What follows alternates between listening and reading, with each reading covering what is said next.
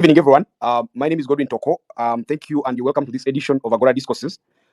Yesterday was the International Day for commemoration of torture and celebration of torture victims across the world. So, in regard to the fact that torture remains a very, very serious issue in Uganda, we thought it wise to have this discourse and reflect on a problem that has persisted in this country, right from colonial times to now. We've had that issue of torture. So that's why we have this space today. I see Aaron Kiza is here. We are going to be joined by someone from SCTV and a police officer.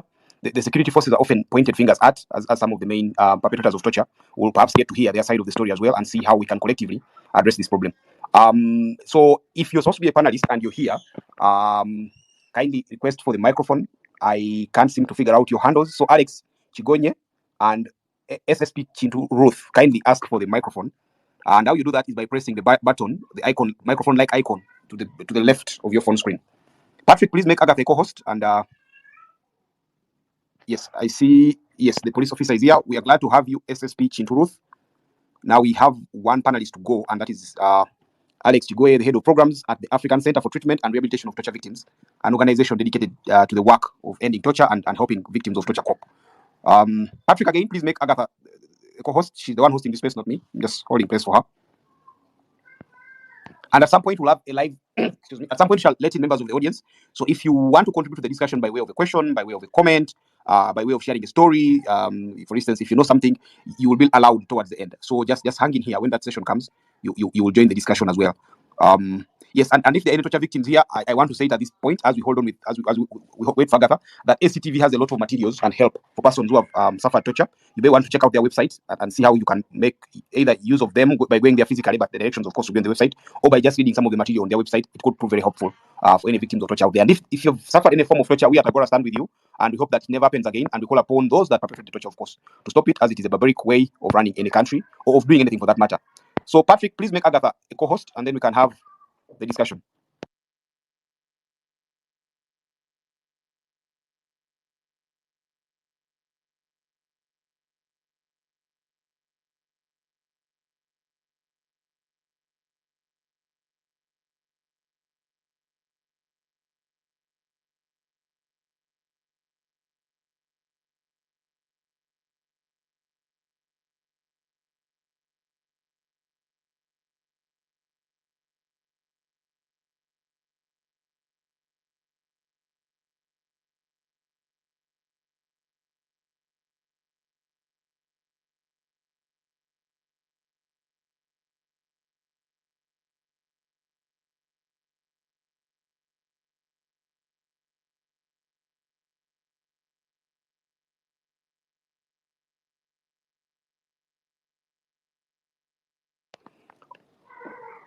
Okay, in the interest of time, let me just have the panelists introducing themselves as Agatha gets on.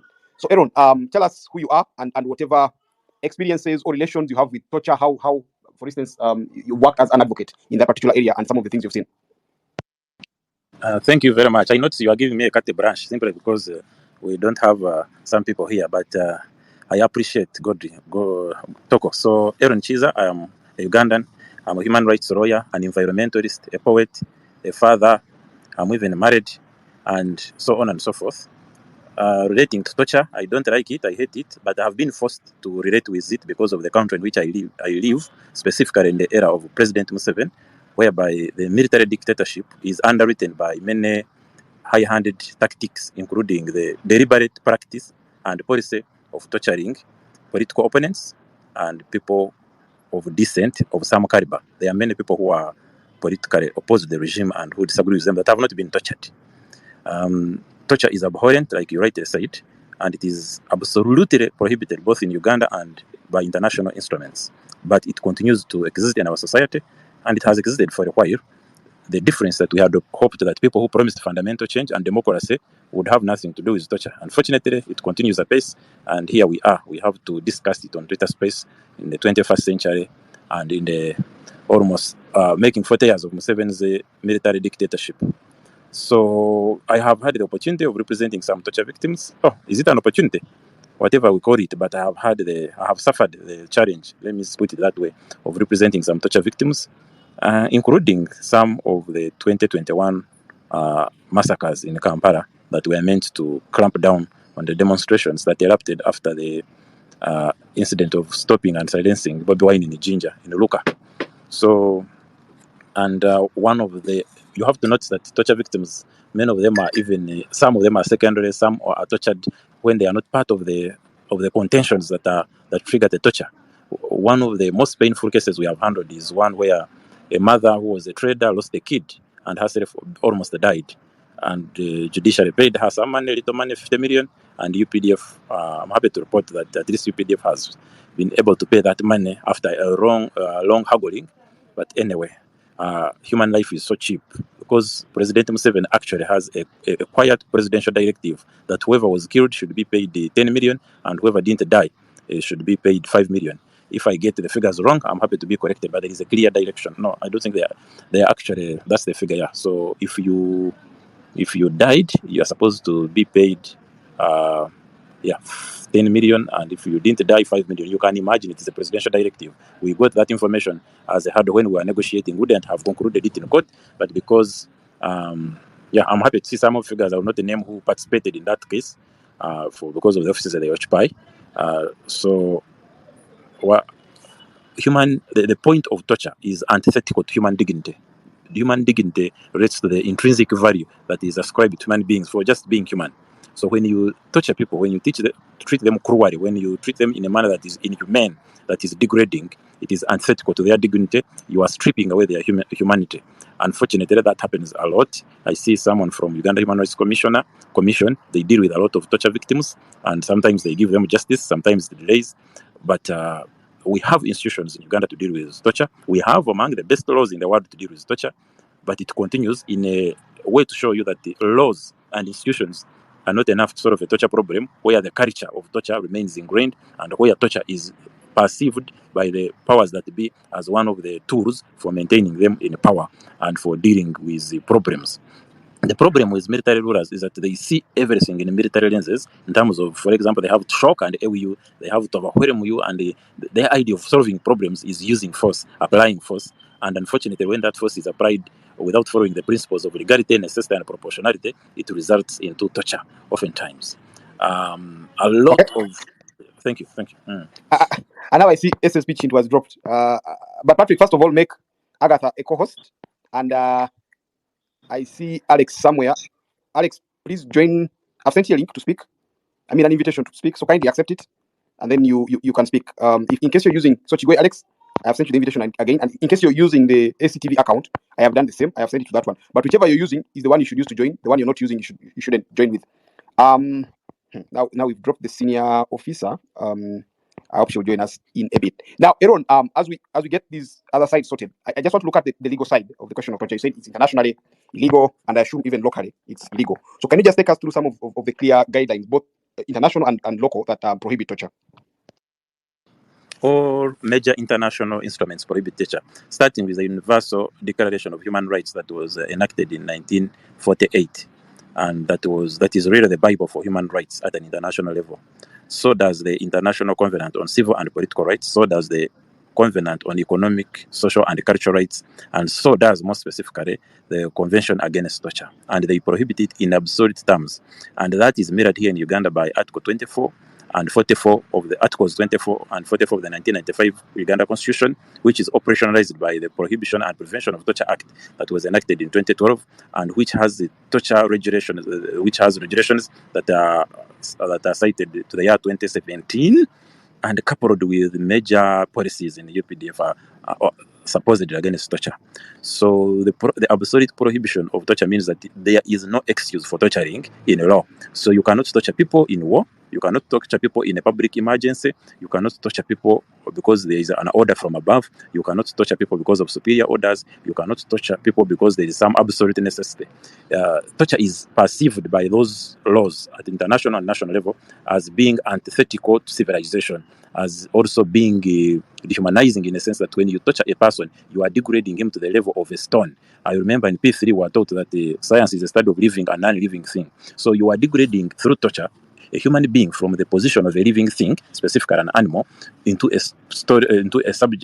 state of being a non-living thing, such as a stone and a stone or a rock. Of course, that was a science of 1993 and that was the year when I was around 1993, 92, when I was in P3. We now know better because there is no such a thing as a living thing, because all the things, according to the Gaia theory, propounded by James Lovelock and now eventually accepted as part of science, is that all things in the world, in the universe, are connected, are interconnected, and we know that soil is living, not dead, and there is something called soil biodiversity. Back to torture. So torture, I said, is prohibited in war, in public emergencies, it is not allowed as a defense to any crime or anything. It is prohibited even in the laws of war. All the Geneva Conventions stop war. That is, it is a war crime. Torture is also a war crime. So there is no body of law, whether being international or national, that has some leg room for torture. Certainly not in Uganda, where I've said that Article 44 also prohibits in those absurd terms torture.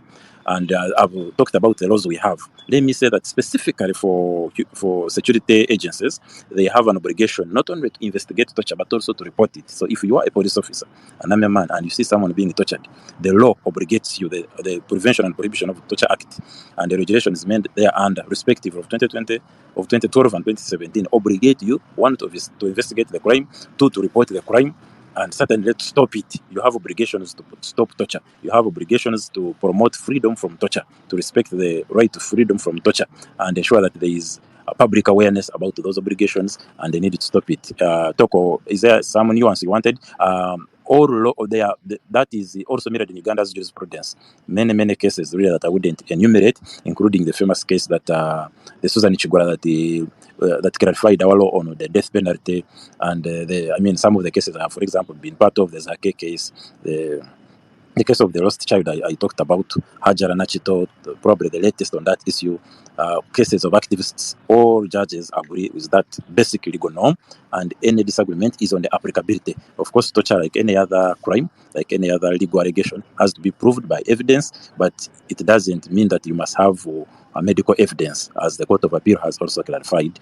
You can just have oral testimony, you can have circumstantial testimony, because people must remember that torture often happens in the dungeons and is done by people who don't want it to be known, and who are afraid of the camera, and who even beat up journalists like you saw after the 2021 elections. The journalists who attempted to cover Bobi Wine's presentation of a petition to the UN Human Rights Office were collaborated, and my friend George Musisa and I had to again engage UPDF and courts to get them some remedies. At least those who were brave enough to seek the remedies. Many were not only tortured, beaten up by a team led by Lieutenant Colonel Napoleon Amanya of the military, whom the military kept shielding from scrutiny. But they went ahead and intimidated them. They said, don't, unfortunately, even some media houses were cooperating with those moves to discourage journalists from suing, saying, have you now become an activist? So I urge media houses to allow leg room to journalists to defend their rights, and also to support them, rather than siding with the military functionaries, trying to discourage them from seeking accountability for people who harass them. You can see that torture happens to journalists, torture happens to lawyers, torture happens to suspects. Torture really happens to everyone, and everyone is a candidate, unfortunately, for torture in different forms. Now, torture, it can be physical, such as being beaten by a gun butt and being kicked about maybe in a police cell or even on the street. But it can also be psychological, it can be mental. You can be depressed, you can be taunted, and it is in the way it is torturous. You can even be tortured into stopping conducting these spaces. They may start making you anonymous calls that discourage you from doing your activism work. I'm seeing Jim Spire. One time he had scared us with a tweet that goodbye, I have tried. I think people had started disturbing him. I hope they are no longer disturbing him. Luckily he's here, he can tell us. But in this work we do, there are all sorts of subtle, indirect forms of discouragement, and sometimes they can get to you. But the other category of torture, which most people don't know, is secondary torture, which someone from ACTV should describe. Someone like me, when you listen to torture victims, it tortures you. I am Chukuma, I should disclose a secret. I see Apollo here, but I think one time he listened to a story of people in Mubenda, and he shed tears. Imagine sending a lawyer and he sheds tears. So, but we break down. One time I was trying to talk about a specific torture issue, and I broke down and I stopped, because it can overwhelm you. These stories are torturous in themselves, and the law is not sophisticated enough to capture that nuance of secondary torture, and you may not get the remedies, but it doesn't mean it doesn't exist. It does exist. And like there is one case I handled, it took me like 2 years to recover from it. And of course, there is no space for recovery in Uganda. You must keep earning bread. You must keep working. So we need people need psychological counseling who leave torture chambers, but also the people, the ecosystem around them can also get infected and share. The direct torture victims get nightmares. They are among the biggest examples of mental torture.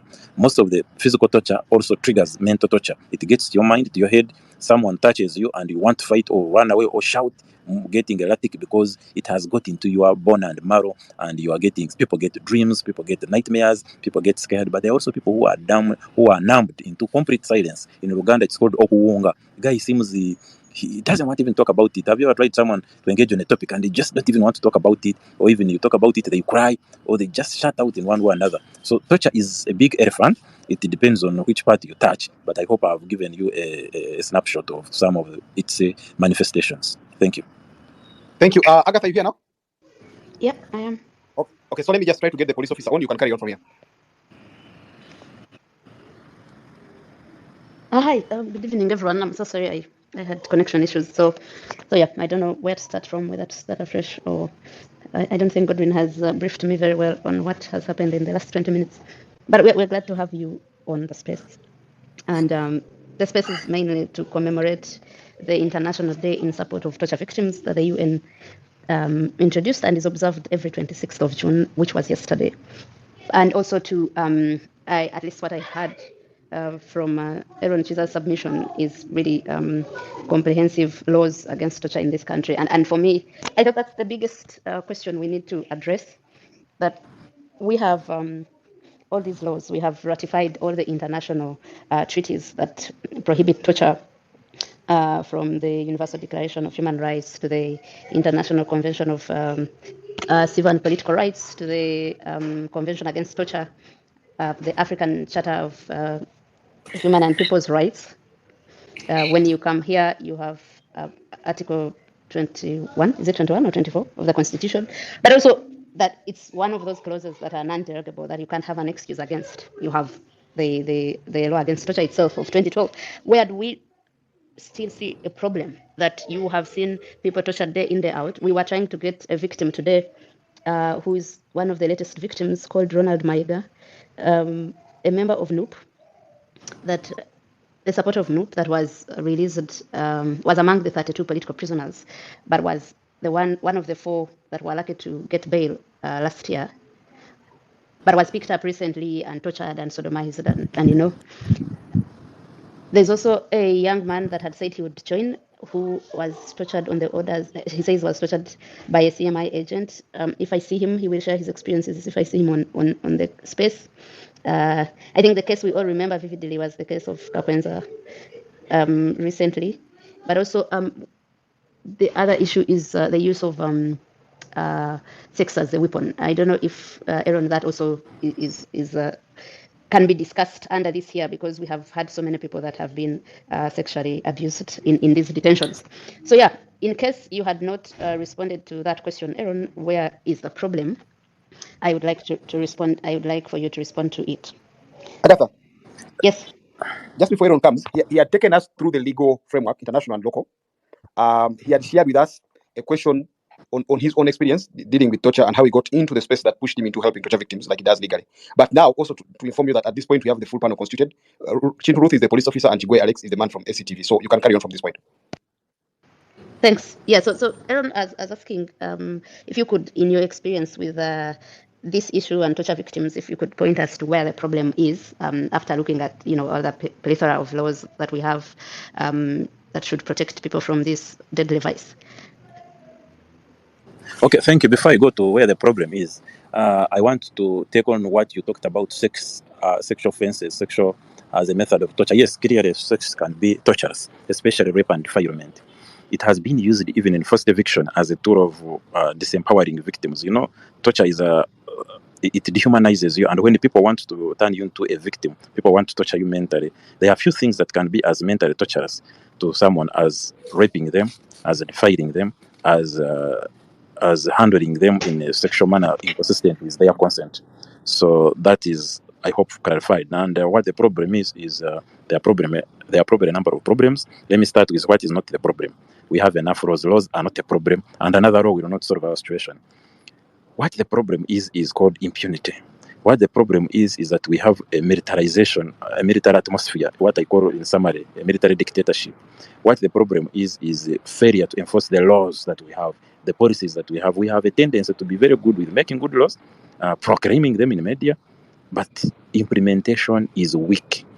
Even merely finding individual police officers culpable is a hurdle, because even among the people campaigning it is the chairperson of Uganda Human Rights Commission, on record, on press. So in a country where we have some more blind people in positions of authority talking irresponsible about the subject of torture, you think torture will stop? No. If we don't hold individuals in the military, in police, in the business, in politics who are torturing people, will torture stop? No. Why? There is need for deterrence. So we need to simply implement the laws we have. We need the judiciary to come out very strongly and deliberately hold the torture culprits accountable, and we need this torture justice delivered quickly, in time to make a difference, and in time to negate the idea that the justice delayed is justice denied. So if I may say it in one word, it is lack of implementation of our beautiful torture law. Until we translate it from the pages of the Constitution onto the streets, onto the military barracks, into the courtrooms, into on the ground, and people know, and someone carrying in charge of a police station, in charge of a battalion, knows that if I break the camera, if I break the leg of a Ugandan, I will pay for it with time in custody. Then it will not stop. The atmosphere, of course, the general idea is one of impunity, bad governance, but the practical one is implement the laws. Thank you. Thank you, Aaron. Ruth, can you hear me? Afanda Ruth? Alex, are you on? Oh, yes. Good evening. I have a network challenge. First, I was using a laptop. I've been advised laptops can't work. I've now switched to my phone, but still the volume is very low. However, that aside, good evening, everyone. My name is Chintu Ruth. I'm a senior superintendent of police. I'm a legal officer from the Directorate of Chief Political Commissariat.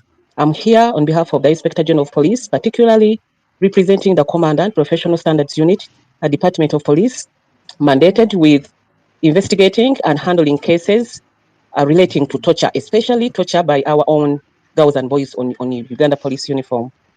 I'm nice to be here. I'm so honored to be here. Thank you. Yes. We are happy that to is have what you I here. can say. However, the volume is very low, and So I don't know what I can do, but I'll try. Ruth, Sorry? can you hear me? I can, but very, very low. Yet I've done everything to increase my phone's volume. If you have anyone in the house that has earphones or headphones, it would help. I do. I've tried all that. Okay, so I've tried all that, but I think you have to strain maybe and hear the question, and then after that, because for us we can hear you very clearly. So I wanted to ask the reports about torture from Human Rights Commission, from the Committee in Parliament on Human Rights, from these organizations that work in that space, show that police is the leading perpetrators of this vice. What is the problem?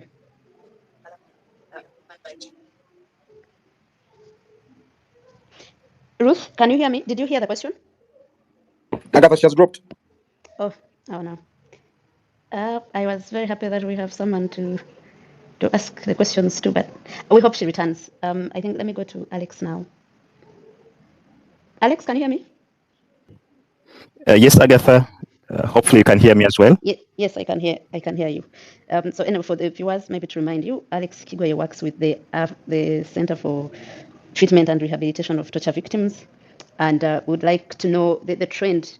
Is it something that we have started seeing now? Is it on the increase? Because we remember, I think it was 2017, when Nalufenya became very notorious. And there was a mayor from Kamwenge that was tortured to almost the level of losing his legs. We would like to know from you, the people that have been following this, to describe the trend for us. Is it something that is on the rise? Is it something that increases during a certain period, maybe electioneering? Or is it something that actually is there at all times and maybe has not changed much from the time the current regime took power in 86 or before that? So if you could briefly describe for us the trends of torture in Uganda. Thank you so much, Agatha. Good evening, everyone.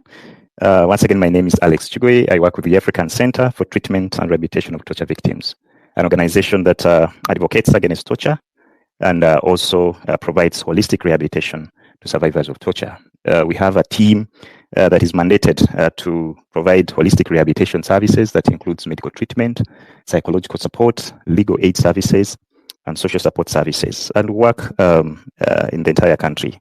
So on a daily, we receive survivors of torture that come to us seeking rehabilitation services who have been tortured in so many ways, just as Elon has described.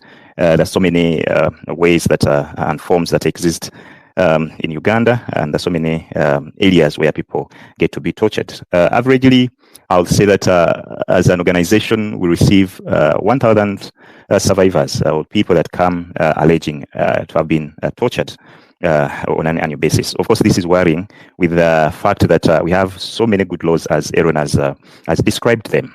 And of course, as the question that you've asked, what is the problem? Where is the problem? And I believe us here, we should be able to, all of us, contribute to this conversation and trying to answer what is the problem. But going back to the question, what has been the trend? What are the trends as we see in our daily work? I'll say that torture remains high, not only in our reports, but even in the reports of the Uganda Human Rights Commission. Even though you trace it back, there's so many years, torture remains the #1 human rights violation. And of course, I would say that there are contexts that sometimes lead to a spike in these numbers. We get high numbers of torture during election time. And of course, here there is a lot that happens.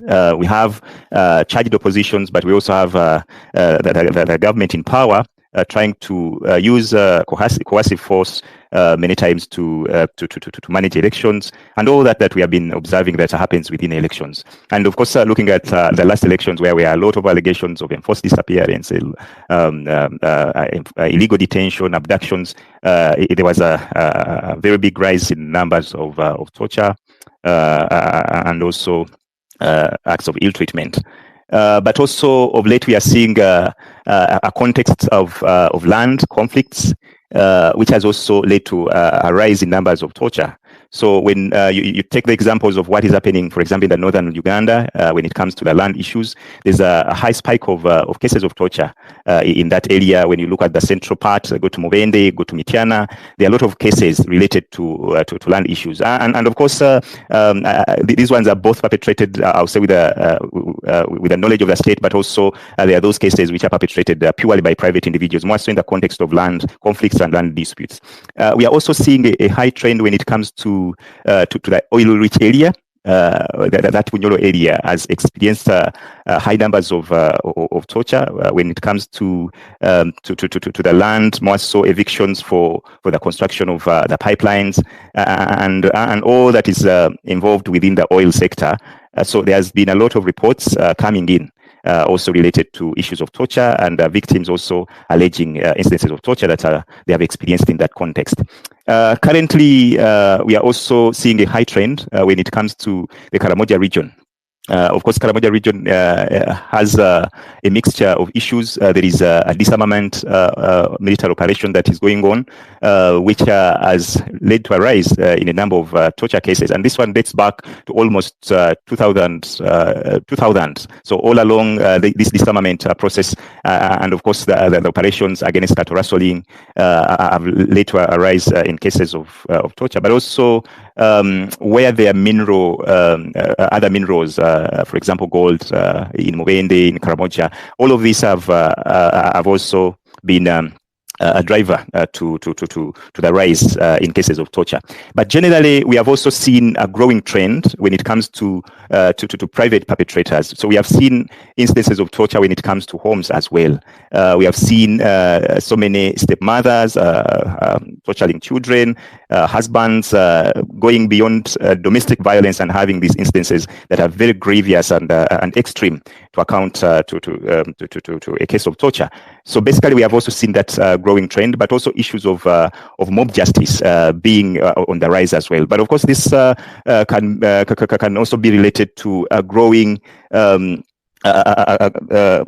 mistrust within the system, that people, instead of resorting to having the system, the criminal justice system work, where you report a case to police and then it's investigated, then the state prosecutor takes it up and then it's prosecuted. Because the system, people are losing trust in it, then people have resorted to mob justice, which is also on the increase. So when you read our reports of the Uganda Human Rights Commission, so you will see these trends of private individuals really also getting into cases of torture and contributing to the rise in torture cases. But I'll say that there has been a lot of milestones really registered. Besides the laws that have been put in place, there have been also deliberate actions in terms of capacity building of the different state institutions. You will see that, for example, in the UPDF, when it comes to the Directorate of Human Rights, it is trying its level best to build capacities of the military officers to behave in a manner that respects human rights, a manner that respects the right of freedom from torture while implementing their work. The same applies to police. The same applies to also the prisons. So there are these deliberate actions that are being taken, but of course, the problem still exists, and the problem is still with us here. And these trends, of course, I'll say within the different contexts, they rise, but also I'll say that continuously torture continues to grow, despite the so many actions that we are putting together as a people. Thank you, Alex. That although of course, when you say that there have been interventions that apart from the laws, yet we are seeing increase in rate, it doesn't provide any relief. But thank you for that elaborate submission on the topic. I see we have Ruth back. Ruth, can you hear us now? Yes, I can. Yes. Is your volume better now? Yes, it is better now. Great. So before you dropped off, I was asking a question that reports about torture have put Uganda Police Force as the #1 perpetrator of torture. And I was asking where the problem is from someone who is not only a member of the UPF, but also who works closely in that department of torture prohibition and standards and discipline. Spire, if you could please mute your microphone. Thank you. Thank you so much. Good evening, dear viewers and listeners. First of all, I just want to communicate the Uganda Police position on torture. As Uganda Police Force, we strongly condemn torture. No person deserved to be tortured. And I just wish to also continue that all of us are potential perpetrators of torture, just as all of us are potential victims.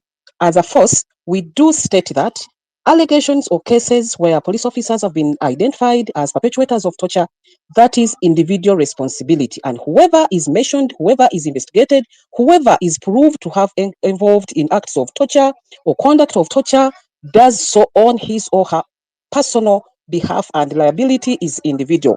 True, as a force, we won't say we are 100%, we've 100% done our best when it comes to prevention and prohibition of torture, just as the laws and regulations are. However, as a police force, true, we always rank #1 in most of the human rights violation reports, in most of the torture reports. We do rank #1. However, as a police force, those are examples and those are cases that arise out of individual weaknesses, and liability, like I've said, is individual. As a police force, we have departments, particularly the Department of Professional Standards Unit. We do investigate not only torture, but other human rights violations and professional misconduct. We do investigate when an allegation has come up, we investigate, and we are not courts, we are not tribunals to decide cases. As Professional Standards Unit, or as a force, generally, after investigations have been concluded, we forward our files to the office of the DPP, where we get advice on charges that are preferred based on the evidence assembled. We've always been faulted for perhaps shielding our officers, shielding or not portraying statistics or cases that we've handled, especially against private individuals and other sister security agencies. However, I just want our viewers and listeners to understand that police, upon investigating and assembling evidence, we forward our files to the office of the DPP, who advises us on the preferable charges we should slap against an individual. I always, whenever I go for workshops or fora like this one, I always urge everyone, whenever you invite police, kindly invite a representative from that office. Because when we investigate our cases, we forward for legal advice. Yes, we have lawyers. Personally, I'm a lawyer in the police force, but I don't have mandate to sanction. The constitutional mandate lies with the office of the DPP. When I assemble evidence is pointing to torture, and the state attorney or the land principal chief attorney prefers to charge someone under the penal code. When I'm compiling my crime report, I'm going to capture that case under grievous harm or assault, simple assault, like that. So I just call upon organizers and stakeholders to always bring on board the office of the DPP, because all what we do is crowned with the legal advice when it comes to constitutional sanctioning of charges of the DPP. I also want to note that yes, police officers are always involved as alleged and they are always handled. We've had so many dismissed. We've had so many after criminal conviction. We've had so many dismissed.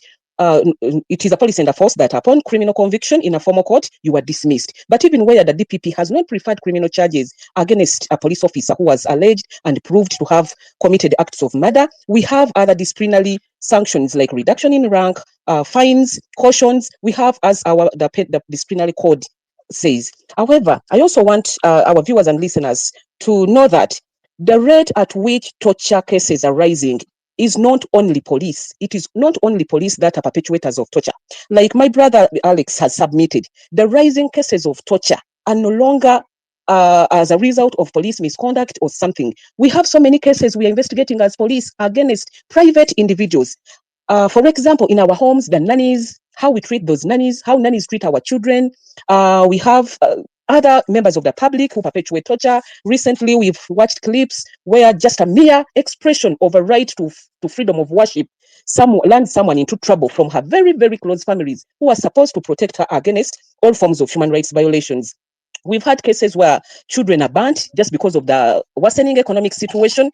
A child aged 7 years admires a band from the shop, picks 1,000 shillings from the mother's bag, and that is just alone to have her fingers or his fingers cut off by the very parent who is supposed to protect. So the worsening economic situation, the rising insensitivity among all of us has led to these cases arising. But the reason our reports, like I've read the statement recently launched, that we don't have specific statistics on torture cases we investigate, whether against our own or against the private perpetrators, is because the DPP has perhaps advised us to charge under grievous harm. Grievous harm is under the penal code.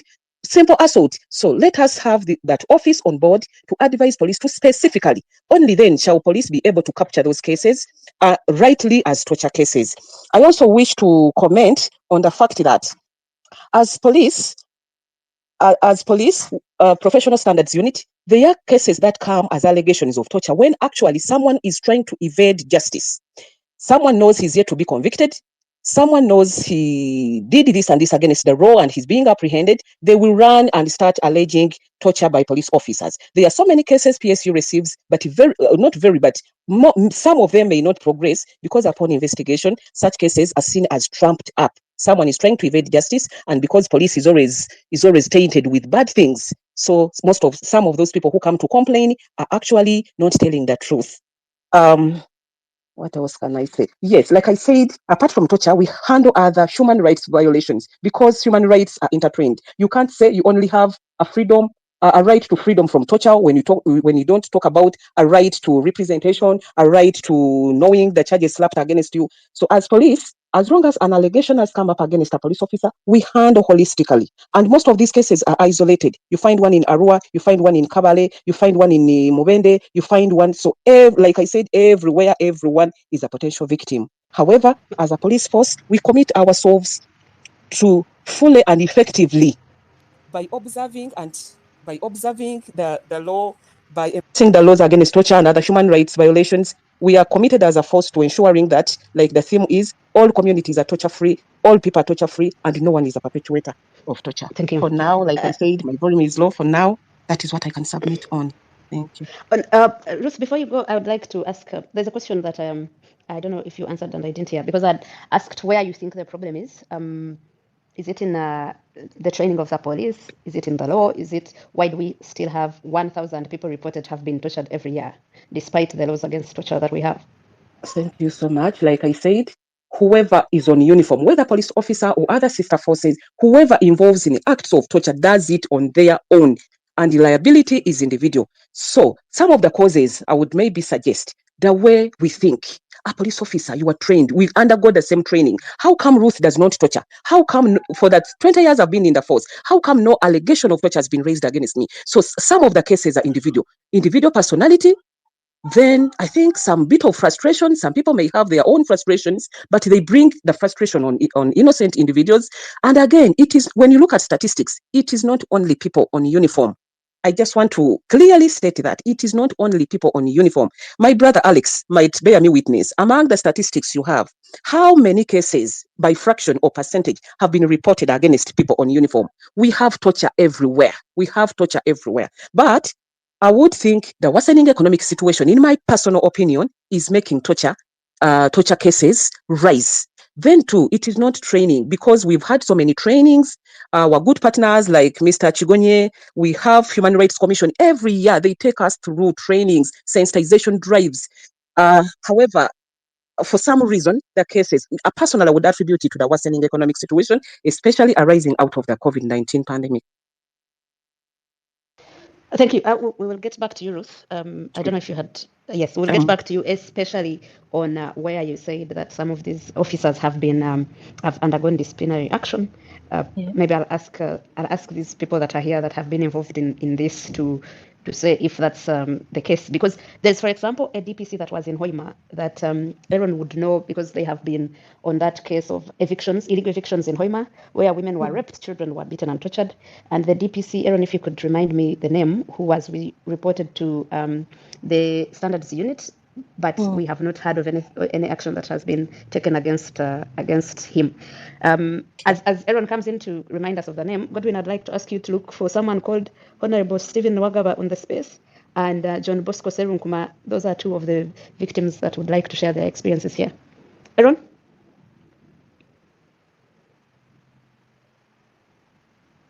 No, let me refresh my memory on that name. But the key thing is that I handled it with the lead people, Peter and Oduru. But I understand that at least the PSU did its work. There is someone above PSU who is not doing their work, to the best of my recollection. Yeah, that's all I can say for now. But I've texted Odo and Peter to give me the name. Yes, it's the DPC of Hoima who was culpable and who was speaking with impunity, and eventually he was recorded and exposed, and PSU is handling, and they have done the investigations and so on and so forth, but they have themselves run into stumbling block.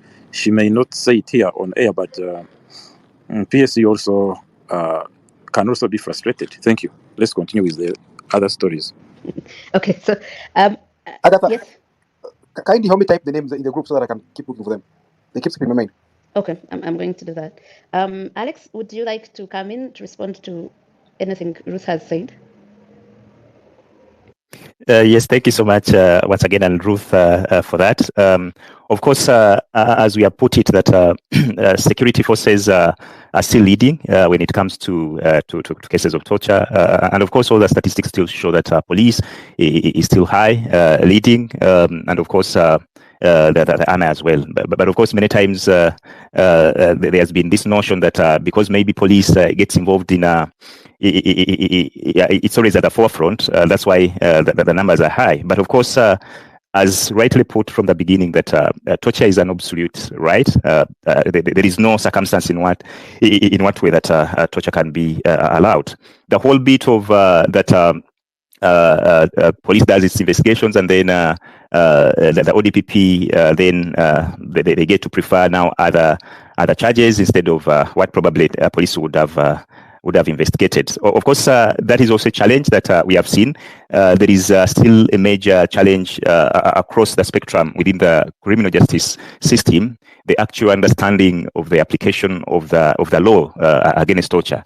So many times the police or the state, they don't want to prefer cases or torture as a case, and then they will choose to use the penal code, and then they go for assault and grievous bodily harm.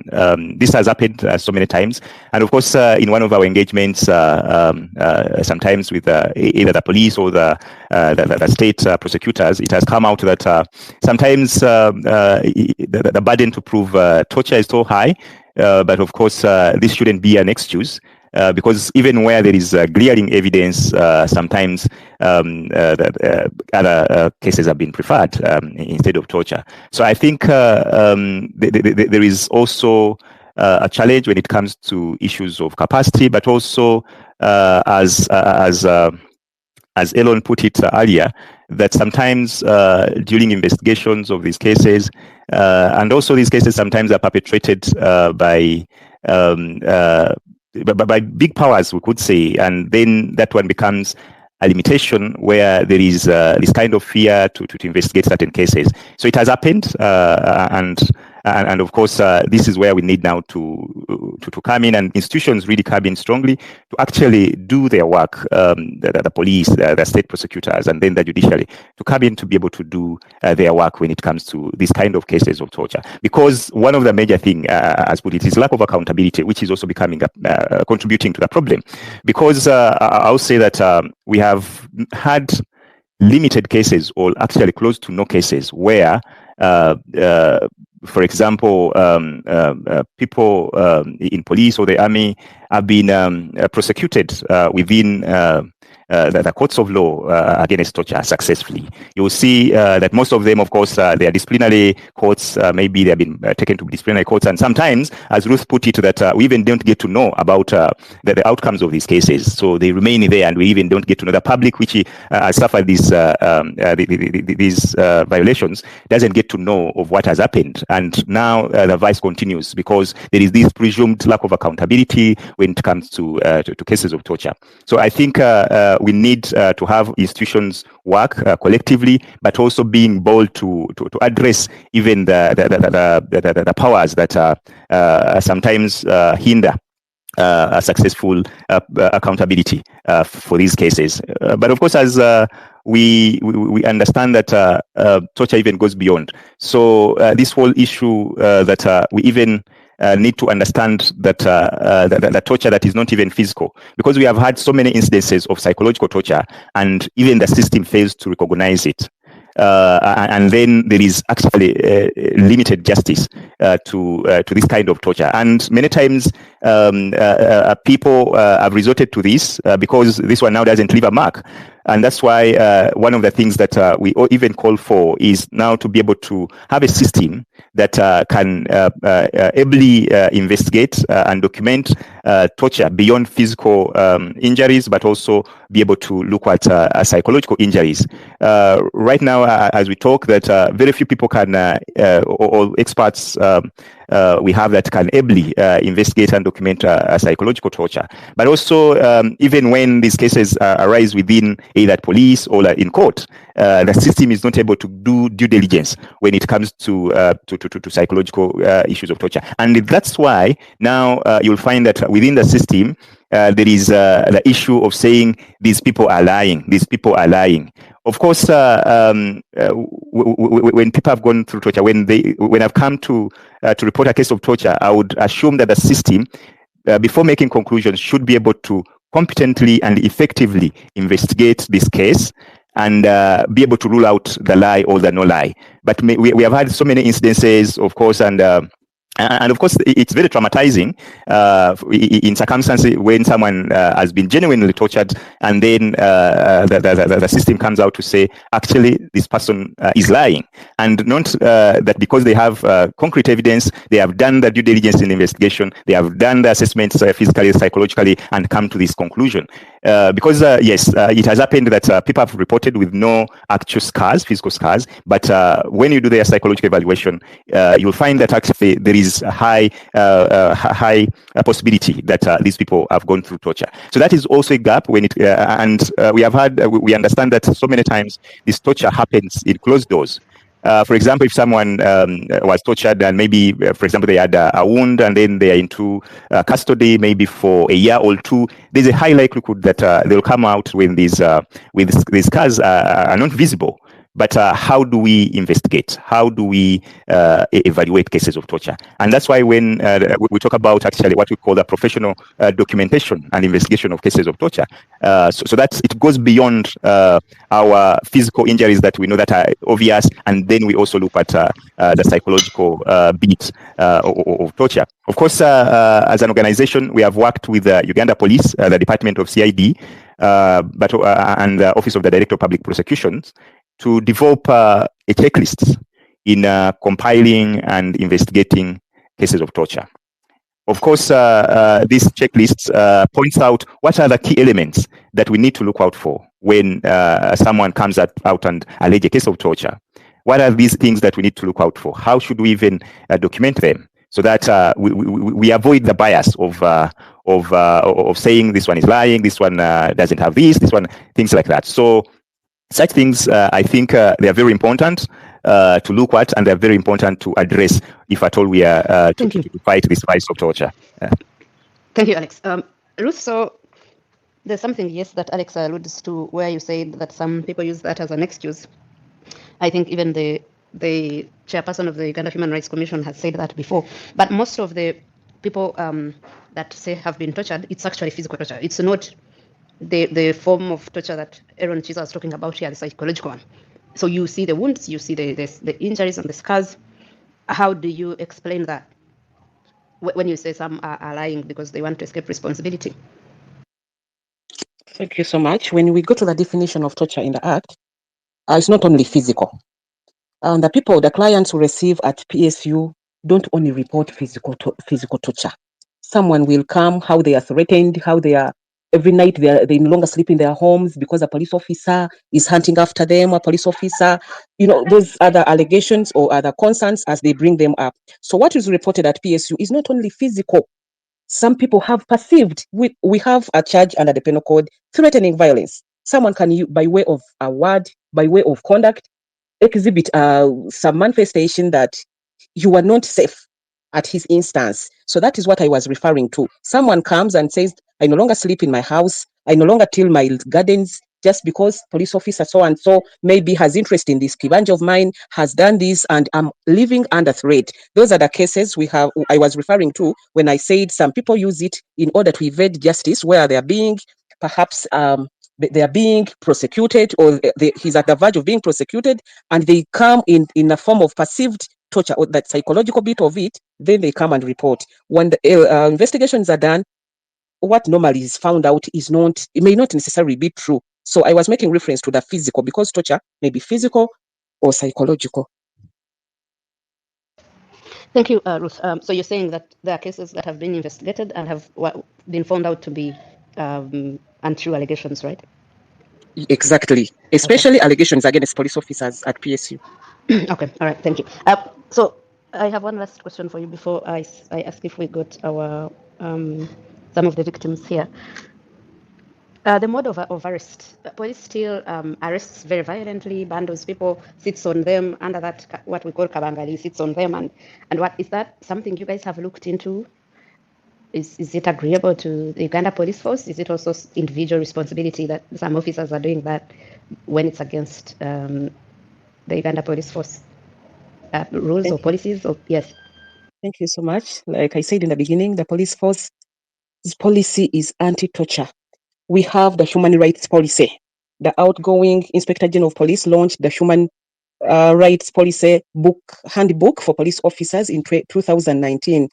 As a police force, or as a force, we condemn all sorts of mistreatment, manhandling, and the kind of arrest techniques or acts of the way our officers do arrest is not a police force way of doing things. We have so many people we've prosecuted by way of criminal summons. And in our talks, in our barazas, we normally have barazas, we have Monday parades by DPC and the respective stations. We urge our officers not to use force, not to use this, those kind of derogatory ways of arresting people. So where people are arrested, bundled on pickups, stepped upon, being beaten, that is all torture, and that is all misconduct or unprofessionalism that is handled by professional standards unit. It is not a policy of the force that we should arrest the way most of our officers arrest. And those are instances we are trying to condemn through prosecution, through sensitization and trainings. We do a lot of training of our officers on how, first of all, we tell them the case is not yours. It is Uganda versus that individual. You are just an agent of Uganda. You are a state agent. You can still take this person to court without beating them, without stepping on them, without kicking them. It is a song we are singing. We are doing a lot of sensitization and training. Where it is too much, we've had to prosecute and charge most of those people under misconduct, which we do under our disciplinary courts. Thank you. Godwin, one of the victims who's here says he has requested for the microphone. He's called Stephen Wagaba. He requested and then fell off. Even the second one, I've been sending him the microphone like for the 5th time now, and he just won't accept it. So I located both of them, but it's a case of him having to accept. And then the one who was here dropped off. So remind them to get back on. Okay. So Lucy, let me get back to you. I don't want us to lose you before I ask all the questions we have for the police here. Yes. Why doesn't torture feature in police reports when the Uganda Human Rights Commission reports have them when torture actually exists. Why does the police reports? Why do the police reports, the annual crime reports, always omit torture? Thank you There's so only torture against children. Yeah. Thank you so much. I made some small hint of, when I submitted in my introductory bit. Police force does receive complaints on torture, both at PSU against our officers and both at our respective stations against individual persons. The duty, the constitutional mandate of the police force, especially the Directorate of CID, is to receive, record an allegation that is brought, investigate. Like I said, we are not a tribunal or court to decide or adjudicate over cases. Upon our investigations, we normally have a CID. Now I'm talking about an ordinary police station. We have a detective at the counter. We call them standby detectives. When an allegation comes, they are able to categorize it to suit a particular law where we can place that charge. We normally start by having a holding charge. Later, information is extracted from the SCD or record book and taken to the attention of the OCCID. The OCCID allocates it to a detective for investigation. Upon that, the state attorney normally receives, or the office of the DPP normally receives what we have investigated and compiled into a case file for perusal and legal advice. Now, in most cases, we rarely have those torture-related cases, charges preferred under the Prevention and Prohibition of Torture Act. Basing on evidence on record, the Land State Attorney will advise police to charge under the Penal Code. When we are compiling data so as to publish our annual reports, there is no way this matter that was received at the counter and a holding charge was placed under the torture laws, there is no way it is going to feature under the torture laws in our crime report because the state attorney has preferred grievous harm or assault, and that is what was prosecuted, and perhaps a conviction was secured. And the records in police will show as a conviction was secured in respect to aggravated assault or aggravated assault. So the reason why we don't have torture cases, apart from torture of children, appearing in our crime reports, because what we investigate at times is not what is prosecuted in courts of law, and we normally compile records of cases that have been perused by the DPP, put away, or charges preferred and have gone to court. That is our submission. Okay, thank you, Ruth. I saw Stephen here. Yes, Stephen, can you hear me? Yes, hello. Can you hear me? Okay, so I'm going to, yes, I can hear you. I'm going to first introduce you briefly to the audience. Stephen Wagaba is one of the torture victims. We have interviewed him at Agora for some of the work we are doing on torture. And I know he also is being represented by Chapter 4 for his case. I had seen Nicholas here, but I think he dropped off.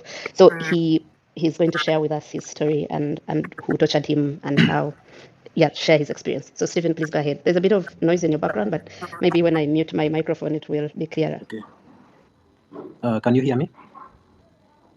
Yes. Yeah, I'm Stephen Wagaba. I'm a 24-year-old Ugandan. I was tortured in last year in October. It was under the cover of darkness. The silence abducted me from my residence, subjecting me to a nightmarish ordeal that unfolded within the confines of military intelligence headquarters in Imbuya. In the harrowing sequence of events, I endured relentless beatings, torture, humiliation, and harassment, electrocution on my breasts by an individual called Misa Neviona, who happens to be working on the orders of Magogo, Moses, and Anita Mong, allegedly acting upon those people has conveyed my supposed involvement in an affair with Magogo's girlfriend. Remarkably, subsequent to appearing episode, I was released after 4 days without any formal charges placed against me. The incident was retroactively labeled as a security issue that Magogo some year back was threatened by somebody, so they thought it was me after a year. And at the same time, I had just arrived in the country. I was studying out of the country. I was doing my course in cybersecurity out of the country. I was just like 4 or 5 days in the country. When I was taken to Mbuya, I was tortured by Misa Neviona. Is a military captain attached to CMI. He happens at the same time to be Magogo's son-in-law. I think Magogo's daughter is a wife or girlfriend to Misa Neviona. And Amisa at the same time happens to be working under investigations of FUFA and some other investigations surrounding Anita Mong's family. So I was beaten horribly. At this point, as I speak right now, from my health reports, I can never have kids as a baby, become a parent, because my private parts were damaged, and I even urinating at the same time. It's very difficult for me, and I have never had justice. When we tried with Chapter 4 with Mr. Nicholas Opio, we went to Mbuya. We met the boss of Mr. Inebiona, Mr. Rugmayo. I think he's the deputy director of CMI. When we met him, he told us that whatever Amis did that as an individual, on the orders of individuals, not as CMI. So we should just treat that case individually, not as a CMI and as an institution of CMI.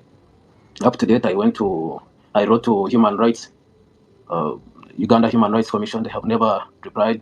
My case also went to Mr. Tom Magambo. I also met the deputy director of CID, Mrs. Jerimo. So I have never had justice up to date. And every day I wake up, I almost lost hope. Every day I wake up, I couldn't believe that I would never have a kid or I would never become a parent. Mr. Magogo acted on allegations that I was having an affair with a girlfriend. But when we called the lady, she said that she had no idea who Magogo was. Up to date, I have never had justice as a person. And I almost lost hope, and I don't think of even waking up to go to work, because I don't see the reason to work.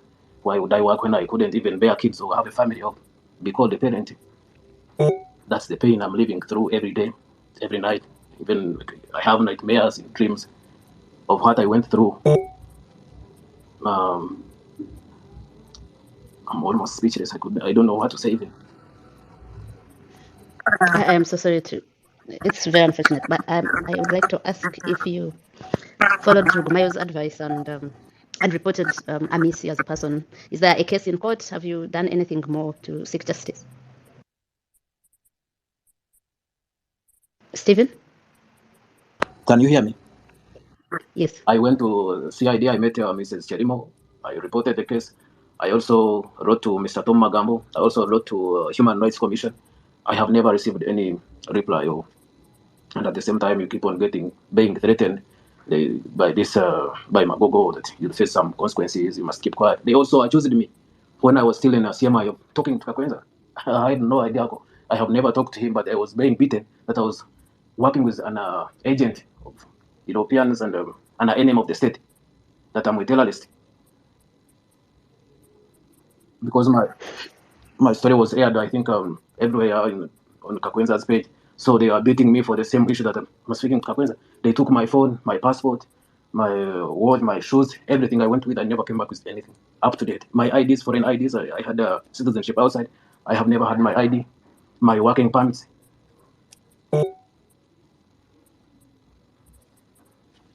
I don't know what to say, because every time I wake up, I know I can never have a kid. Magogo has sons of the same age as me. They are 24-year-old and a daughter 26, 27-year-old. The same applies to Mongo. And how do they feel if they touch somebody's son?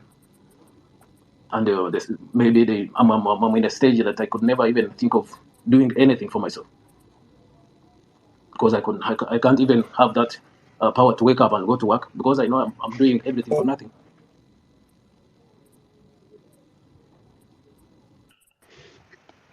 Yeah, I am speechless as well. Please help me unmute your microphone for now. You will unmute again. There's that echo that comes in. So I wanted to ask, your sister has been sending me messages and asking me to help you, but I had already had, and asking that we do something for you at Agora. But I'd already heard from Nicholas that he was working on your case.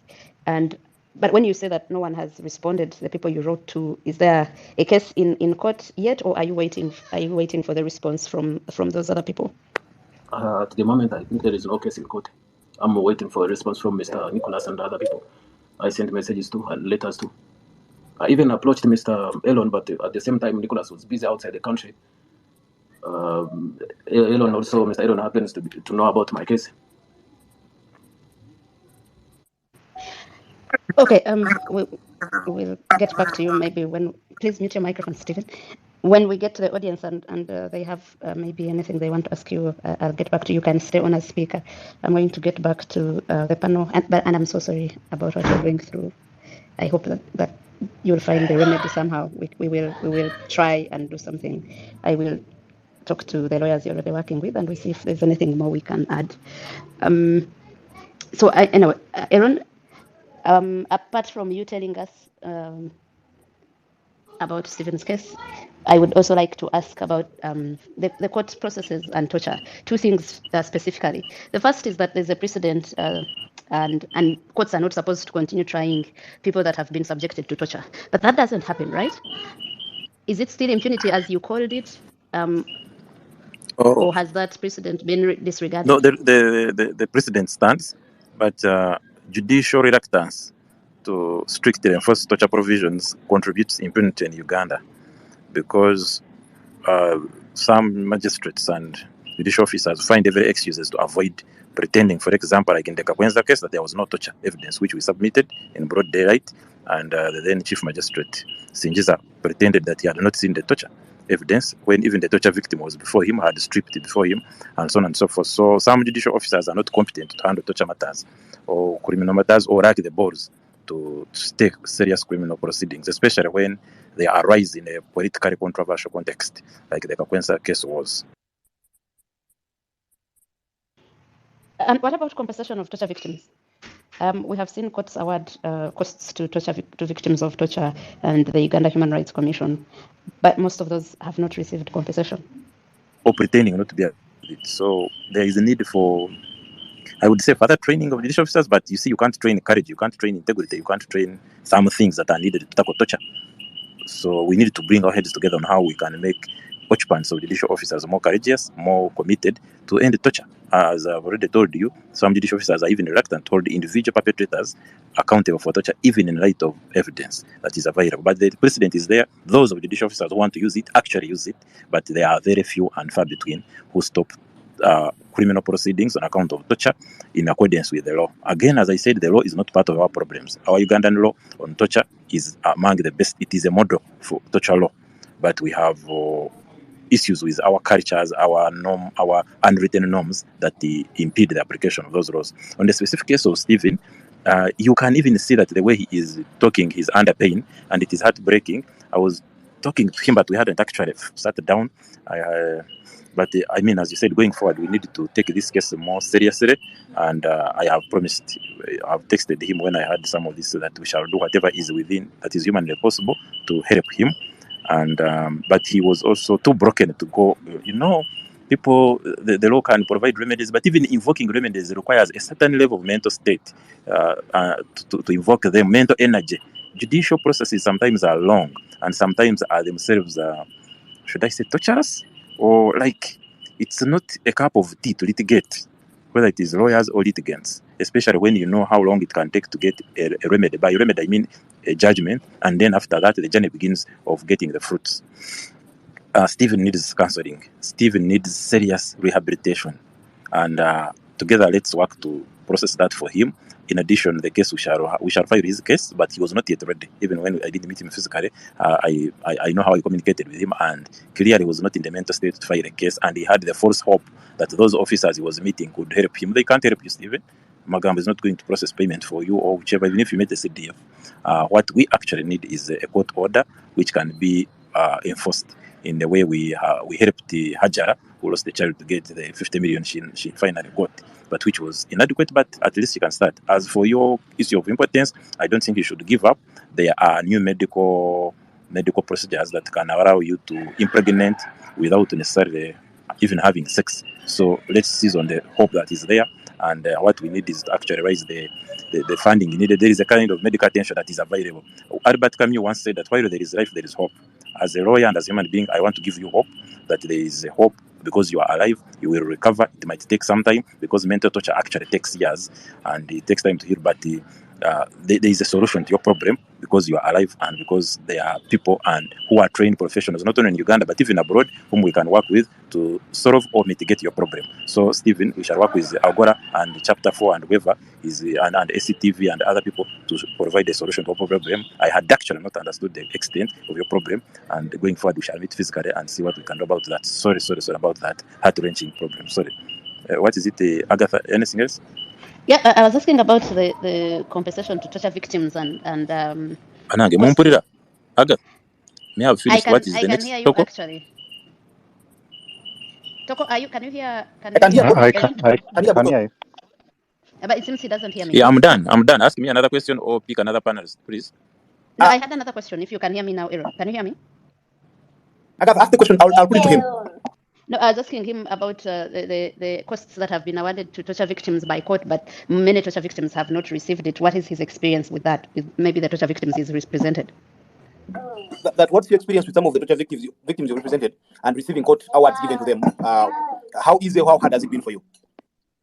It is extremely hard to get the payments for these torture victims because I even believe that the current Attorney General has a policy of not paying people they associate with opposition, whether they be victims or they are lawyers. So that is a big hurdle to jump. Zaki has never received money, and I've got information that I know it is deliberate not to pay him. We have a 70 million bill pending on the table. We have done what is legally possible. I don't know whether we are supposed to physically kneel before the Attorney General before Zaki can be paid. And remember, Zaki is a member of Parliament. The reason Hajara was paid is because UPDF is quicker, but once even UPDF had the money transferred to the Minister of Finance, they tried to play around with that. I had to contact someone in Washington, to contact someone in Kampala to get this thing paid. The things we go through to get even little money from UPDF or from just embarrassing. Imagine we have to run to foreign account to some diplomat, somebody to speak to this here to get even little money paid to victims of torture. So I have given you two cases. The MP is not paid. I think he will be paid, but they are not interested in effecting the payment. Police is slower. Police is here. UPDF, surprisingly, is more effective in paying victims, although they pay dismally small amount of money. They pay very little money. Even the Hajara money, as little as this, it had to come from court. We had a standoff. The presidential directive was decreeing a certain amount for dead people and one for people who didn't die in the November riots or November demonstration, as the case may be. Imagine tortures, these things are individual things they handle. Like now imagine Stephen, who is you have had his situation. Imagine someone putting their presidential directive on how much they should not exceed paying him. So it's very unfortunate, and it is injurious to even the assessment officers in their boardrooms to assess when they have no legroom beyond some directives. The things are practical. So the experience has been growing. Getting a case from the beginning, filing pleadings, they must be good. The arguments must be proper. You must attend court sessions. Otherwise, they are happy to dismiss it on any technical objection. Despite the human rights enforcement says they don't focus on technicalities. There is someone here, he's not a torture victim, but he's my client. I see him online. They denied him costs and damages merely because the matter was perceived as public interest. He's a lawyer, he's a Kandia. I'm free to talk about him. So, you see, even the judicial mind must be on board if we are going to fight the torture in this country or to fight human rights abuses. If we can't have the judiciary doing its part, lawyers doing their part, journalists doing their part, we all must pull in one direction. But if either the president or the judiciary or the police are acting like judicial or legal maguires, scoring own goals, then we will have we still have challenges. So the judicial process is lengthy.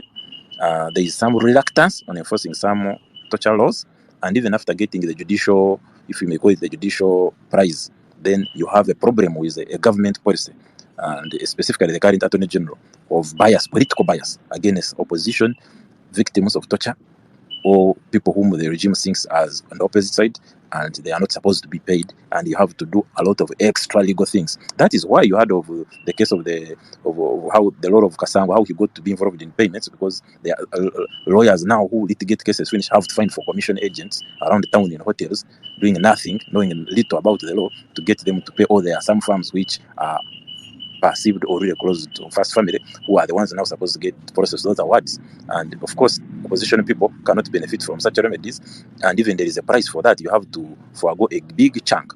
And if the money the court has given you is little, and you are supposed to forego a big chunk as big as half of that, or even more, what are you left with? So the remedy is defeated. So there are structural bottlenecks to achieving justice. But the key thing is that we must keep pushing on. We must keep. We should refuse to give up, because they want us to give up. They want us to be numbed. They want us to be frustrated, and we should not. We should be resilient. Anything else I can answer? Not for now, Aaron. Thank you very much. I don't know if you can hear me. Yeah, so I'm going to go to the next person as we get people in the Over to you, audience who Agatha might and want. Toko. Godwin, please tell him that, yeah, it's okay. We will get back to him. I don't know why he can't hear me. Aaron, it's okay. Let's just move on. We have had you. Let's move to the next analyst. Okay, so Stephen, like Aaron said, I also remember that at one point, Toko, you need Nicholas to name the told me- panelists, eh? You need to name the panelists to speak, because as we Toko, move on can to other Ruth people or to hear Chigwe me? Alex. So we are moving to Stephen, Godwin, but Agatha is asking the question. So Okay. just hold on. You can mute now. She's moving to Stephen.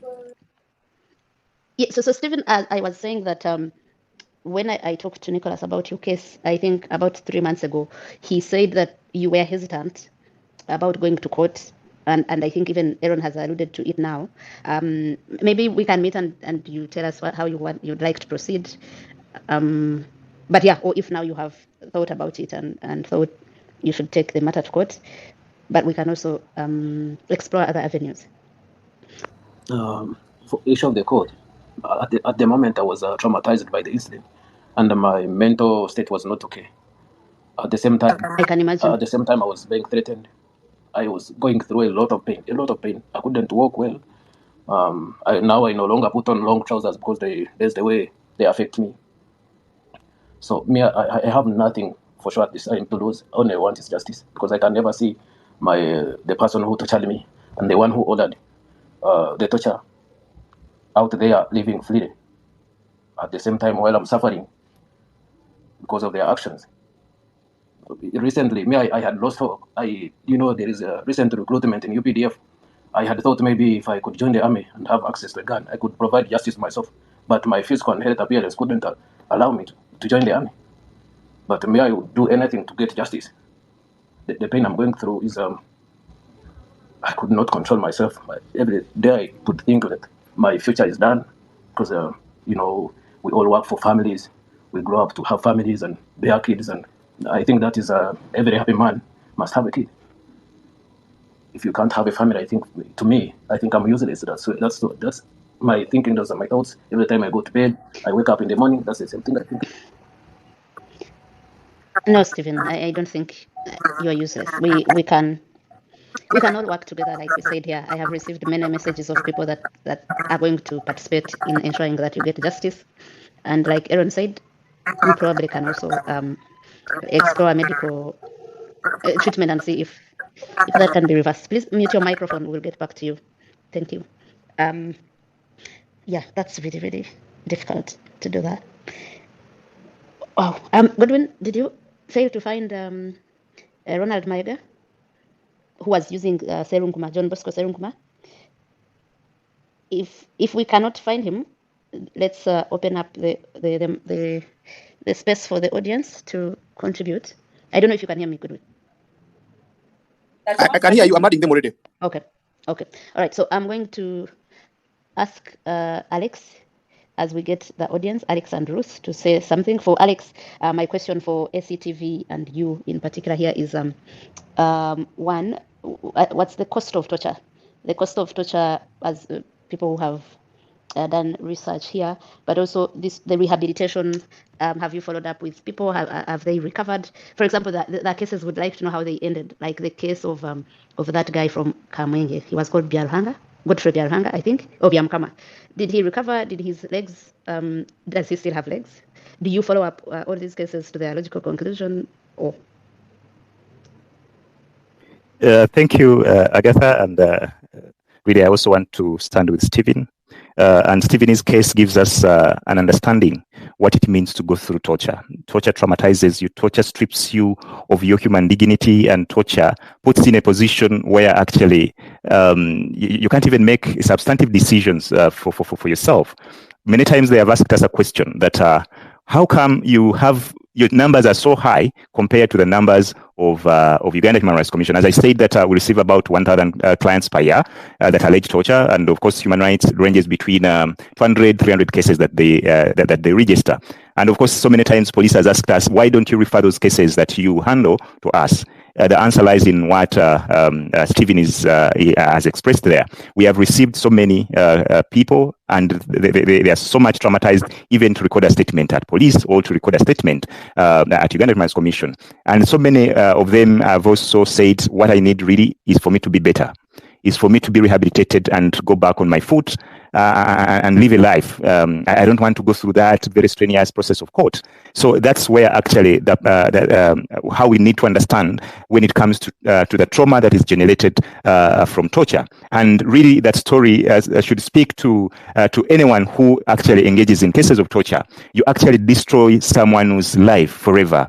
Going to your question, yes, as an organization, we follow up cases, we follow up survivors through rehabilitation and to ensure that they are brought back to close to what they were.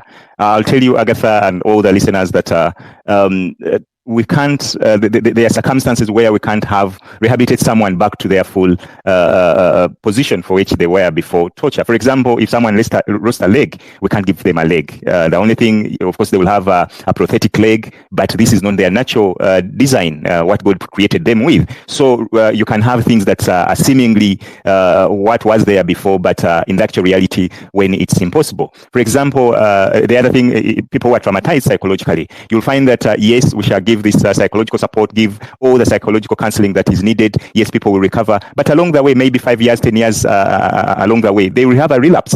And then they will have to go through actually another series of counseling and rehabilitation again. So this is what torture can do to a person.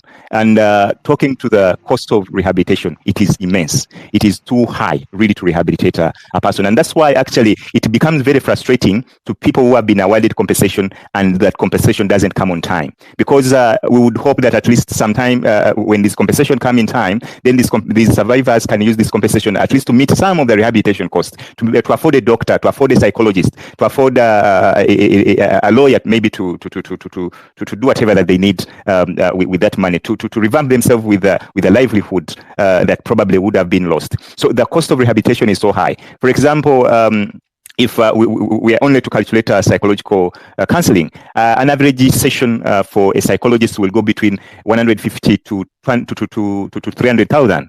That's on average. And someone will require an average of 10 to 20 sessions. So you can calculate how much that one will cost just to get psychological counseling. You've not put on medical treatment. We have had people who have to go major surgeries. For example, they have to go through orthopedic surgeries, and these ones range between 5 million and 20 millions. And surprisingly, most of the equipment that is needed, for example, to reconstruct someone who has undergone a fracture, major fractures, you'll find that the government hospitals actually don't have this equipment.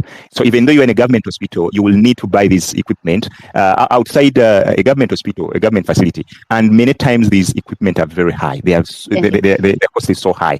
So in a nutshell, yes, rehabilitation is very costly, is very high.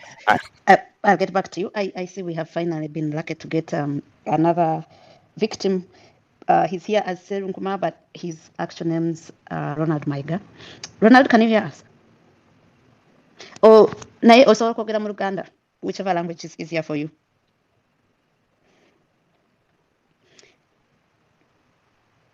Ronald or Serunkuma, as the name we see here, John Bosco.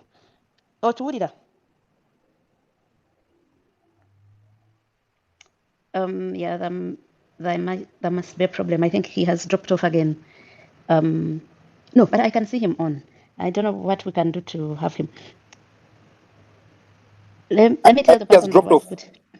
Oh, he has, huh? Okay, I'm going to tell the person that was helping us get in touch with him. I actually see David Lewis is on. He's the one who was trying to get us Ronald.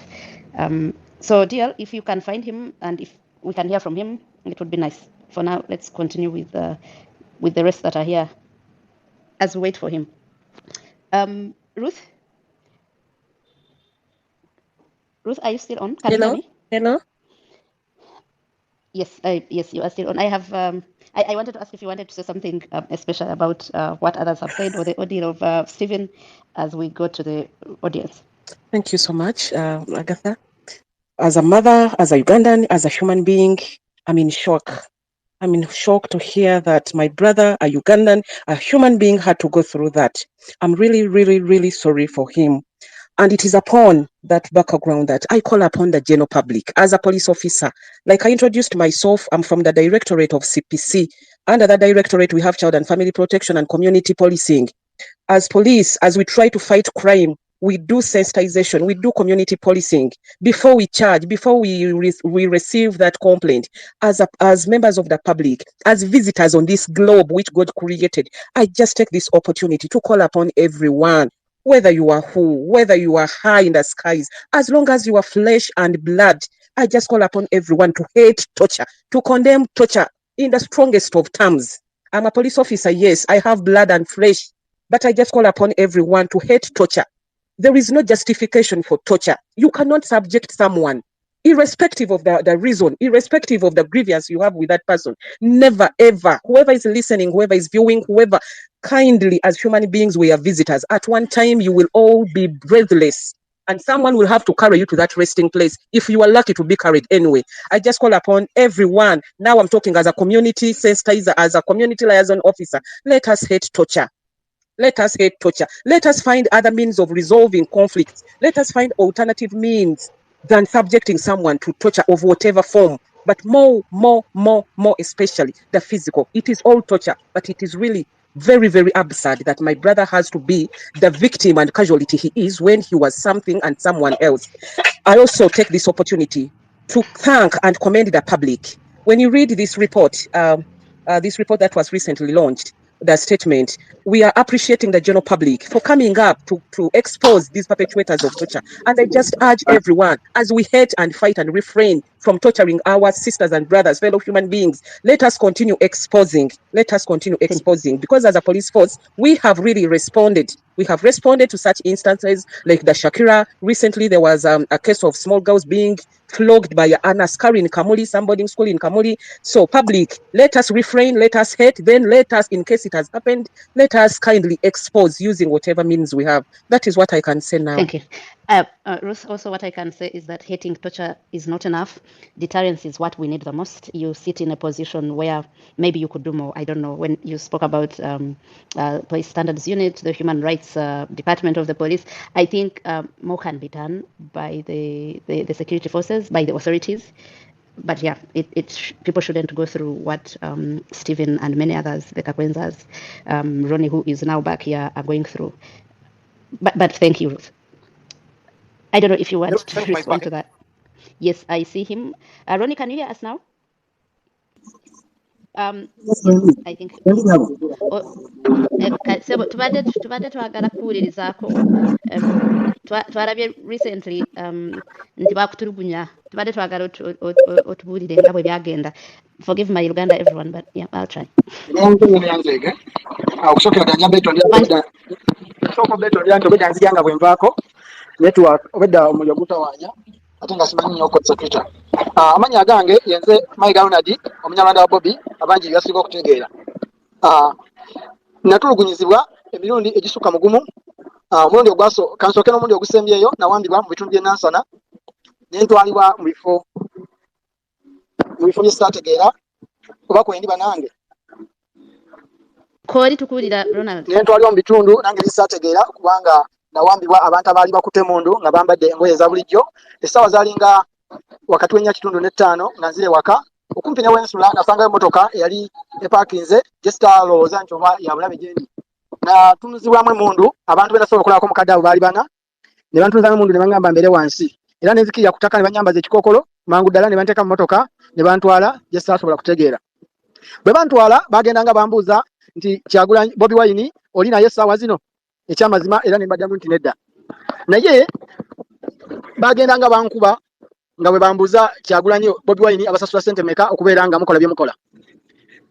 Nensirika naye nga buli mulundi gwe nsirika nga bankuba era bansamba mu lubuto ne bansamba omugongo.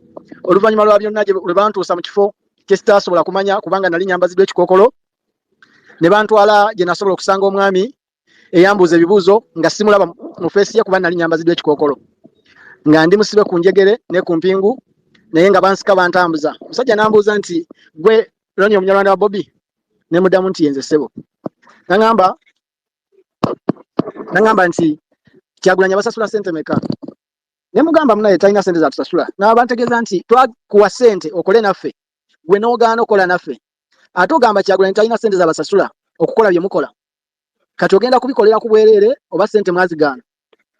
Ne nsiika saabaanukula ne bansamba nengwa ku ttaka ne bambuuza mukama waffe akubuuza tomuddamu nempitaba bwe nayitaba nangamba ogenda kola naffe oba togenda kola naffe olw'okuba nti nali wakati mu kukubibwa mu kutulugunyizibwa okw'ekitalo naddamu nti nja kukola nabo ne banzizaayo bwe banzizaayo abasajja ne bajja nga wayiseewo akaseera ne bantwala ne bansibira ku byuma side ne side nga bankutamiza ne banzigyamu empale yange ne banyambula ne bankozesa mu kabina kange bwe bankozesa nawulira nga abantu bankozesa emirundi ebiri kubanga oli bwe yantuusa yagamba munne nti nkuleeteddeyo akakyala oli n'aseka naye ng'abantu abo bonna saasobola kubalaba bwe bamala okunkozesa wakati mu kubeera nga bansibye empingu mu kulaaja n'okw'ekitalo banzizaayo ne baŋŋamba singa onoogenda mu maaso n'oyogera ebintu bino ebikutuuseeko ogenda kusibibwa obulamu bwo bwonna oba okuttibwa togezangako n'oyogera ku bintu bino byonna ebikutuuseeko ne banzizaayo we baali bankuumira okuva lwe bampamba tebanzigyako kikookolo bwe banditiranga ekyokulya baddiranga ne bambusa ekikoofiira ekyo kye bantadde ku mutwe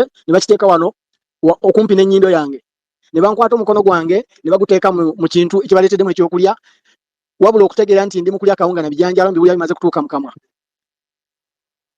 ekyokulya era y'engeri gye nanywangamu amazzi gonna ge baali bampadde ne baddamu ne bantwala omulundi ogwaddako ne bantwala ne mpulira eddoboozi nga waliwo ery'omukyala omukyala kyava mbuuza nti ssebo waani amannya go ne nga muddamu bwe nagamuddamu nambuuza olina bazadde bo konze mbalina nambuuza bakuzaala wa ne muddamu nti mitiyana nambuuza olina emyaka emeka olina famire olina omukyala olina abaana byonna ne mbibaddamu ne bangamba lwaki ogenda kufa ku myaka emito lwaki mwesibye ku Bobi Wine omuyaaye okubalimbalimbanga n'abakozesa ensobi n'ensirika nangamba kakati bw'oba osirise nga toyagala kwogera naffe ffe tulina obulamu bwo nembeegayya ne mbagamba naye temunzita nakkiriza ngenda kukola nammwe omwami ne mpulira eddoboozi ly'omwami ali mugamba nti amuleke mubuuze mwami kyava mbuuza gwe eyeeyita Omunyarwanda wa Bobi ki ekikolaganya n'omusajja omuyaaye omuganda gweoli musajja Munyarwanda kale ogenda kufiira ku myaka emito lwaki tokkiriziganya naffe ku bye tugamba omwami ne muddamu ssebo nkwegayiridde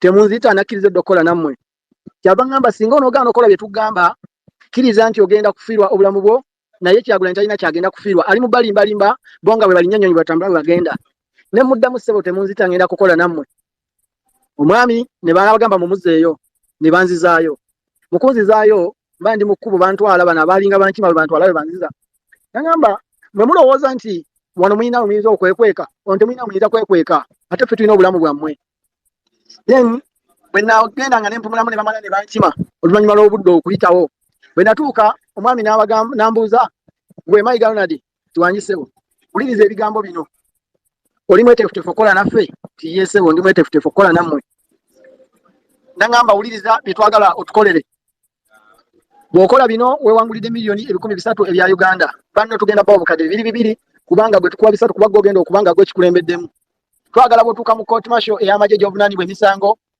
ne banno balutaya Olivia basekitiko Yasimu Machete n'abalala basekasanya wanika omukono mu kooti ogambe nti nze Mayiga Ronald omuvunaanwa namba 4 ku musango awamu ne bannange mbamenya amanya ge bangamba okwogerako kwe kwali erya lutaya Olivia kwe kwali erya Sekasanya Mujahideen kwe kwali erya Muwanguzi Paulo kwe kwali erya Kamanya Kenneth kwe kwali erya Kato Emma Umaru bangamba amanya gaali 10 n'erya Sekasanya bangamba ogambe nti twetonda okwetondera kooti awamu ne President Museveni awamu n'eggwanga lyonna twawulisibwa netuyingizwa mu bikola bitutategeera bulungi kiki byali bitegeeza nga twawulisibwa Bobi Wine oba Kyagulanyi Ssentamu nga tulimbye okutuwa ebyobugagga kono tutwala mawanga g'ebweru naye nze nga ali ku beyiro bwe natuuse wabweru ne twogezegana n'Ekyagulanyi oba Bobi Wine n'agaana okuba nga atuwako ebyo byatusuubiza awo nno wenzijidde twetondere kooti ko ne President Museveni atuwe ekisonyiwo kubanga twawulisibwa ate nga eyatuubya agaanye okutuwa byatusuubiza ne bagamba bw'onoobanga omaze okukola ekyo ogenda kubanga omaze okuwangulira obukadde bwa Uganda 3 banno nabo bagenda kufuna obukadde 4 era ne bankakasa nti bo abali mu kukomera bakkiriziganyizza dda nabo nze ali ebweru ku beyiro naye nze nyina okutandika ekyo kubanga nze mba nagenze ne nsaba Kyagulanyi oba Bobi Wine byatusuubiza n'abituma kwe kujja okuwasa ebyama era ne bantegeeza nti singa sisobola okukola kintu ekyo obulamu bwange mbusiibule oba okusibwa mu kkomera obulamu bwange bwensigazza kakati mu mbeera eyantusibwako bwetyo wakati mu kutya nakkiriza nti nja kubikola naye ng'ekyamazima nga bwe navaayo ne ndabikira ku mawulire agasobola okulaga ekituufu nga njokeddwa paasi nga ndiko amabwa ag'empingu ebyo nabyogera nti nja kukola nabo nga wakati mu kutya wakati kuba nti nali simanyi na wendi era nga nina okukkiriza munda munze nti nali nsobola okufiirayo naye bwe navaayo amangu ddala gye bansuula ku Sentema Road obudde bwali bwa kiro amazira kisa kye bannonda ne banzirusa mu ddwaliro natuuka nga nyambibwako ba lawyers Secretary General NUP David Royce Lubongoya ne banzijanjaba bwe nafunamu ku maanyi nasobola okugenda eri abamawulire okunyonyola eggwanga biki ebintuusiddwako nafuna obuvumu obwogera ku ebyo olw'ensonga nsigwe mulundi gwange gwali kusoose okutulugunyizibwa natulugunyizibwa omwaka gwa 2021 nawambibwa ennaku z'omwezi nga 12 omwezi ogwokutaano olunaku lwali lwakusatu mu bitundu by'e Nansana waliwo ebbala emanyikiddwa nga Big Stone nali nkulosinga okuva ku Central Bank yaawo nawambibwa abambi abo bonna nasobola okubalabako kuba budde bwali bwa misana baali bakutte emmundu nga bamu bali mu civilian clothes abalala nga bambadde ebyambalo eby'amagye abalala nga bambadde uniform eza black abajaati ne bajja ne bantunuzaamu emmundu awo nno saali nzekka nali ne muganda wange Nyombi Richard naye nga yasobola okufuna omukisa n'abaayo ku beyiro waliko omukyala wesitajja kwatuukiriza mannya kubanga oyo baamusobyako wabula mu kumusobyako baamuta oluvannyuma ennaku 3 nga bamusobezzaako naye ekyennaku nti baagenda ne balipooti nga poliisi enansana nga bamaze okutukwata which means nti baali abantu abamanyikiddwa nti bakuuma ddembe naye bwe baamala otutuusa ku poliisi enansana ne batwambaza ebikookolo ne batutwala gye tusaasooka kumanya wabula oluvannyuma namanyaayo kubanga eyo namalayo omwezi mulamba naye wakati mu kuntulugunya banzijjamu amannyo mu kamwa era ne bonsanga essaawa zino sirina mannyo mu kamwa baagajjamu nga bakozesa magalo ne bansiba amayinja ku busajja bwange era ne mmala omwezi mulamba ne weeks 3 n'ekitera minimax prison natuusibwayo ng'era nfuyisa musaayi essaawa zino sirina amannyo mu kamwa nga ebitongole ebyeyita ebikuuma ddembe ab'amagye bye nalaba bulungi kubanga be bankwata naye ekyennaku nti mu kuntulugunya bannyambazanga ebikookolo nga sisobola kulaba kigenda mu maaso naye awo nkakasiza ddala nti baali bakuuma ddembe ne ku mulundi guno ogusembyeyo baali bakuuma ddembe kubanga baali bakikozeeko mu lwatu bwe baamala batwala mu kooti y'amagye emakindye eyali ekulembera ebiseera ebyo omwami General Andrew Ogut oluvannyuma lwa byonna okulaga obutali bumativu bwaffe ne muganda wange Ssekasanya Mujahideen nga n'essaawa zino akyali mu kkomera yasibibwa oba yaweebwa ekibonerezo kya myezi 8 olw'okubeera nti yakulemberamu okulaga obutali bumativu mu mbeera gye twali tusibwamu mu butatuwa bwenkanya n'okutupaatiikako emisango kyannaku nti batuusa mu kooti eyo nga wayise batusooka ne batusomera omusango gw'okusangibwa n'ebintu ebyatukanga bomu bwe bamaliriza nga bayiseewo emyaka 2 miramba nga ffe bamaze n'okutuwa beyiro kubanga beyiro baagituwanga ennaku z'omwezi zaali nga 3 omwezi ogwokuna omwaka 2023 then nga bamaze okutuwa ddiiru eno ey'okukkiriza omusango ogw'okulya mu nsi olukwe baggulawo omusango omupya ng'ennaku z'omwezi 4 omwaka 2023 omwezi ogwokuna kitegeeza nga wayise olunaku lumu ffe nga bamaze okutuwa beyiro nga batuwadde ddiiru eyo era nsanze obuzibu bw'amaanyi nnyo kubeera nga babadde nga bawa amasimu agankubirwa ku simu yange nga gantiisatiisa agamu nga ganneegayirira okubanga nkola bo bye baagala era nga n'ogumu ku mulundi gwe nalipootinga ku kitebe kya national platform nasindikibwa abantu abaneyanjulira nti bavudde ow'omukulu minisita Balamu awo nno wali wayise ewiiki ng'emu ng'omukulu Balamu bakamuwa obwa minisita which means nti omukulu Balamu muwa obwa minisita bamuleeta nga jidde ku ddiiru era y'ensonga lwaki yagamba nti agenda kulirizinga abantu bonna abakwatibwa ku nsonga z'ebyobufuzi kyannaku nti wakati mu kubyogera balemedde okukola ekyo ekigoberera amateeka wabula ate ne badda mu kusaanyawo obusaanyi obulamu bwaffe nze nno nga Mayiga Ronald nzikiriza nti kituufu basobola okunzita naye navaayo njogere amazima kubanga byebyo bye basobola okukola badde nsaba okuleka nga olwalina ekibuzo kyonna kyambuuza naye nja kusaba akimbuze mu lulimi Luganda kubanga lwensinga okutegeera mpozi ne neetonda okubeera nga bweno akawunti eya Seru Nkuma John Bosco kubanga ekyamazima ebintu bya Twitter sibimanyi nnyo ate nga n'abantu bennyini abampamba esimu yange gye nali nkozesa bagintwalako badde nsaba waba walina ekibuzo kyonna asobola okukimbuuza neyanza nnyo neyanze Ronald tewali buzibu toyanziza okuba ng'osobodde okwogera naffe mu ngeri yonna gy'osobodde